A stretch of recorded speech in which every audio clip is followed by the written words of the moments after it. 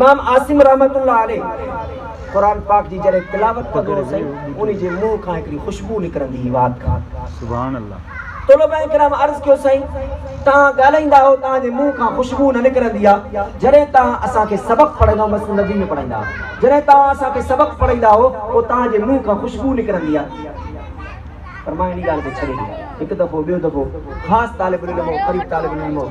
तालुक रखण वारो उन अर्ज़ कयो साईं महिरबानी करे ॿुधायो छा इहो किरशमो आहे जो ॻाल्हाईंदा हो खुशबू न निकिरंदी आहे जॾहिं क़ुर पढ़ंदा हो चई अदा हिकु दफ़ो सुतो पियो हुउमि नबी पाक सल्लल्लाहु अलैहि वसल्लम जी मस्जिद नबी में मूंखे ज़ियारत थी साईं फरमायो आसिम तूं क़ुर पाक जी ख़िदमत करे थो पियो हेॾो वेझो आहे त तुंहिंजे मुंहं खे चुमी ॾियां बोसो सुभान अल्लाह। जॾहिं खां वठी नबी पाक सल्लल्लाहु अलैहि वसल्लम जन मुंहिंजे मुंहं खे चुमी ॾिनी आहे बोसो ॾिनो आहे उन वक़्त खां वठी अॼु ताईं पर जेसि ताईं मुंहिंजी ज़िंदगी रहंदी मां क़ुर पाक पढ़ंदुमि मुंहिंजे मुंहं खां खुशबू निकिरंदी रहंदी। सुभान अल्लाह। ई थी क़ुर पाक बरकत वारो।